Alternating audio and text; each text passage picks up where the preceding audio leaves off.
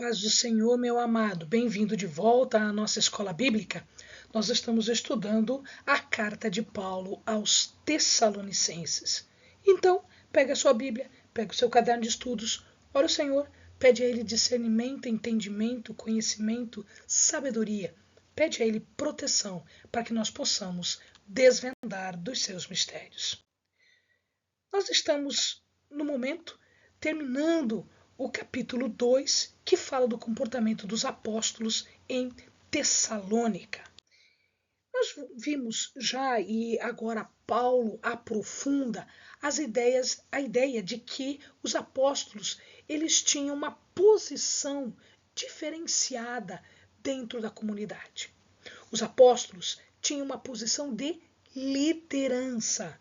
Por que eles eram líderes? Porque eles eram os fundadores da igreja. Isso lhes dava um direito, o direito a serem obedecidos e respeitados como fundadores da igreja. Os mensageiros, a despeito disso tudo, eles não eram severos nem arrogantes. Pelo contrário, eles demonstravam uma disposição bondosa. Eles eram mansos, eles eram dóceis, assim como todo pastor deveria ser. Por que isso? Porque o seu objetivo era o bem da igreja, não a sua posição de destaque dentro da comunidade. A sua posição era irrelevante. O mais importante aqui era o bem-estar das pessoas que estavam sendo ministradas por eles. A origem da palavra aqui, que é traduzida como mãe, em verdade não é bem mãe.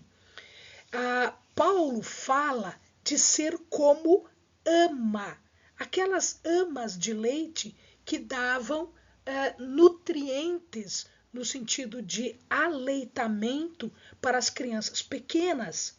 Então a palavra ama se refere ao verbo nutrir, no sentido de dar alimento, dar o leite para as crianças que eram pequenas. A palavra na nossa Bíblia está traduzida como mãe, mas o sentido aqui é de uma pessoa que amamenta uma criança. Naquela época, haviam pessoas, mulheres, que eram chamadas de amas de leite, quando a mãe não podia amamentar sua própria criança, seu próprio filho. Mas, de qualquer maneira, quando nós entendemos a mãe aqui como aquela que amamenta o seu próprio filho, é este o sentido que Paulo está empregando na palavra. Tomar nos braços, ele continua, com essa metáfora da mãe. Ele fala de tomar nos braços, acariciar, conservar no calor e na segurança. Ele está falando de um cuidado. Este cuidado que é visto por uma mãe, ele reflete o cuidado que o próprio Deus tem para conosco. E este cuidado é passado para os missionários, e estes missionários têm este mesmo sentimento de amor, de profunda afeição pelos seus convertidos. Então, Paulo está dizendo que ele não está oferecendo só a palavra, só o evangelho, mas ele oferece algo ainda maior às suas próprias vidas. Assim como ele estar disposto a experimentar e a passar N situações, um sacrifício pelas vidas dos tessalonicenses. Mas por que ele está disposto a isso? Por conta de que o evangelho era a coisa de mais alto valor na vida de qualquer pessoa. Assim como eles experimentaram as bênçãos do Evangelho, eles queriam que os tessalonicenses também experimentassem isso, recebessem isso. O Evangelho era mais precioso do que as suas próprias vidas. Então, ele estava disposto a sacrificar o que para outras pessoas é o de maior valor. Ah, para esta ou para aquela pessoa, o que ela tem de maior valor? Se ela não é uma convertida serva do Senhor, a sua vida é o que tem de mais precioso. Mas aqueles que são servos do Senhor, eles abrem mão, inclusive, da sua própria vida. E isso vai refletir a profundidade do amor, do cuidado com eles. Né? Eles estavam dispostos a abrir mão de absolutamente tudo pelos Tessalonicenses por causa deste amor ao Evangelho, amor à palavra de Deus, amor à mensagem de Deus. Mais um aspecto aqui Paulo discute. Ele não tira vantagem. E ele não quer tirar vantagem. Ele não está procurando recompensa por aquilo que ele está fazendo. Aquilo é altamente importante, sim, mas nem por isso ele está pedindo algo em troca.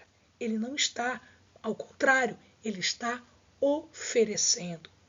E ele fala aqui que os tessalonicenses sabem que Paulo e os seus colaboradores trabalhavam em labor e em fadiga. A expressão labor e fadiga quer refletir a natureza pesada, cansativa do trabalho. Os missionários trabalhavam noite e dia. De dia em algumas coisas, à noite em outras coisas. Então eles tinham o trabalho secular, o trabalho que lhes granjeava dinheiro para a sua sobrevivência, mas mesmo assim eles não descuidavam de trabalhar pelos tessalonicenses, pela obra. Paulo, ele fabricava tendas ou qualquer outro trabalho que seja em couro. E por que ele trabalhava? Ele trabalhava para evitar que o custo dos cuidados para com ele mesmo ficasse sobre os tessalonicenses. Então, ele não era um fardo, ele não era pesado para os tessalonicenses.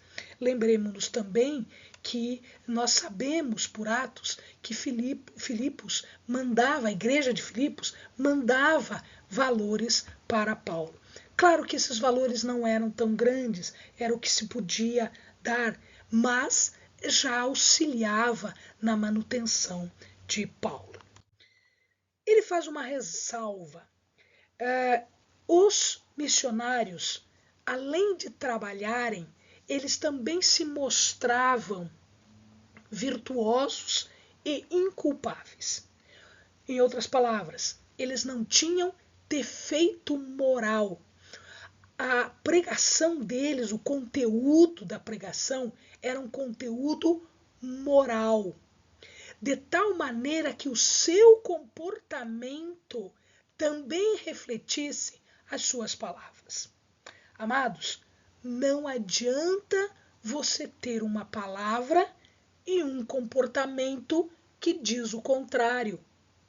Tudo que se fala, tudo que se prega tem que ser vivido. Portanto, Paulo dava o exemplo aos seus ouvintes de que aquilo que ele falava era aquilo que ele vivia.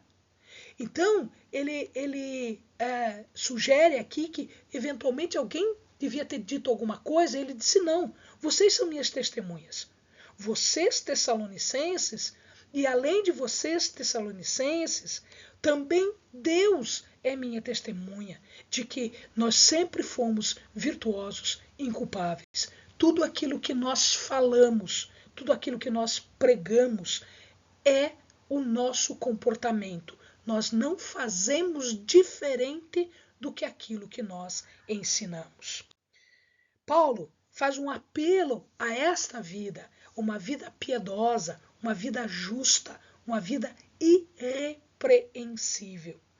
Estas vidas piedosas, né, que são atitude de piedade, de reverência para com Deus e que vai fazer com que a pessoa se porte de modo piedoso, com cuidado para outro, também é associada à vida justa, de acordo com a justiça, de acordo com um padrão de revelação de Deus, da palavra de Deus, dos ensinamentos de Deus, de tal forma a serem irrepreensíveis, livres de qualquer acusação, que estão à altura do padrão de justiça. Eles devem se lembrar dos ensinamentos que eles deram. Estes ensinamentos eram sinceros, amorosos e pessoal. Não era uma coisa dita sem conhecer, era pessoal, era de vivência. Eles receberam algo que foi o mais precioso que Paulo e os ministros, né, os missionários tinham, que era esse conteúdo moral irrepreensível. E eles se tornavam então um pai espiritual. Como pai, né, aquele que reflete uma atitude que deve ser demonstrada pelo pastor enquanto cuida da congregação, como pai, eles deviam seguir o exemplo de Paulo. Mas além disso, o que nós temos que lembrar é o seguinte: se eles têm que seguir o exemplo de Paulo, Paulo, ao mesmo tempo, tem uma responsabilidade para com eles. E esta responsabilidade é a responsabilidade de um ensinamento correto, porque senão Paulo é que terá que prestar contas ao Senhor daquilo que ele fizer de errado, da corrupção que ele levar os seus convertidos. Paulo nos coloca agora 3 verbos: vos exortamos, vos consolamos e vos admoestamos. A tradução desses verbos, às vezes, ela pode ser a mesma. De que jeito? Quando ele fala de exortar, ele está falando de uma instrução cristã. Ele está dando um ensinamento, um encorajamento àqueles que são novos convertidos, para que eles vivam como cristãos. Mas também esta palavra pode significar consolo. Portanto, exortar é dar à pessoa um encorajamento, uma instrução. E consolar é transmitir uma ideia também de encorajamento, também de mandamento a eles para que eles lembrem-se das palavras de Deus. Estar consolando alguém é dizer a esta pessoa que ela tenha esperança, que ela tenha certeza de que Deus está com ela e que Deus está fazendo todo o possível para que ela saia da dificuldade em que ela está. O consolar é lembrar de palavras que venham fortalecer, que venham assegurar que tudo aquilo que foi dito vai ser cumprido. Tudo aquilo que eles estão falando vai ser realizado na vida dos tessalonicenses. A palavra admoestar também pode ser traduzida como testemunhar, no sentido de que a afirmação ou aquela exigência solene de Paulo indica a importância que deles prestarem atenção ao que os missionários estão falando e seguirem de acordo com o que eles estão lhes explicando. Portanto, é uma ordem, um incentivo para a obediência. Mas para que eles querem isso? exatamente para que os tessalonicenses possam viver, possam andar de modo digno de Deus. Então, exortar, consolar, admoestar, ela tem uma razão de ser, ela tem um objetivo, o objetivo de ser digno, o objetivo de ser um estilo de vida que Deus aceita. E qual é esse estilo de vida digno de Deus? A palavra de Deus nos diz: sede santos, porque eu sou santo. Esta é a dignidade. E é aí, para sermos santos, porque Deus é santo, que Paulo exorta, consola e admoesta. O Deus cristão é um Deus que nos chama, que chama os homens para o seu reino de glória. Portanto, a sua convocação é para receberem a salvação, para se tornar povo de Deus. Mas para que isto aconteça, eles precisam andar em dignidade, para que lá na frente eles possam usufruir do reino de Deus, na companhia do Senhor.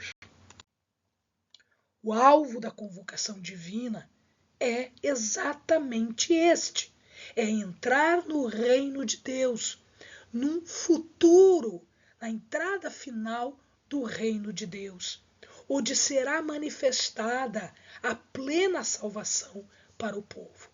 Então Paulo está explicando que o reino de Deus, ele já está presente? Sim, ele já está, porque o próprio Jesus já disse isso, que ele veio inaugurar o reino. Ele estava trazendo o reino de Deus para nós. Portanto, ela já está presente? Sim, porque Deus já trouxe, através do seu Filho Jesus. Mas ele é ainda vindouro. Por que nós dizemos que ele ainda é vindouro? Porque a plenitude do reino de Deus ainda está por vir. Nós estamos num processo de santificação para que nós possamos, no momento oportuno, quando o Senhor Jesus vier na sua segunda vinda, nós possamos acompanhá-lo ao seu reino de forma definitiva. Eles devem viver, portanto, de um modo digno, de um tempo presente onde o reino já está aqui, onde Deus já está operando, porque o próprio Jesus já veio e veio mostrar e veio nos ensinar. O próprio Deus opera não só em Paulo, mas também nos Tessalonicenses, para que eles possam estar preparados para o seu estado futuro. Amados, Deus não fez isso apenas com Paulo, Deus não fez isso apenas com os Tessalonicenses. Deus fez isso conosco também e faz isso conosco também. Deus ainda está operando agora em nós para nos preparar para o nosso estado futuro, para a parousia, para a segunda vinda do Senhor. A vida dos missionários era um exemplo. Então nós devemos ter como exemplo o Senhor Jesus, sim, mas também vamos observar o que aqueles apóstolos ensinaram, fizeram e demonstraram, porque eles também são exemplo para a nossa vida. O Evangelho, querido, ele faz pouco ou nenhuma impressão se eu não puder demonstrar na minha vida, na vida do meu ministério, as verdades que o Evangelho me traz. Amém, amados? Bons estudos.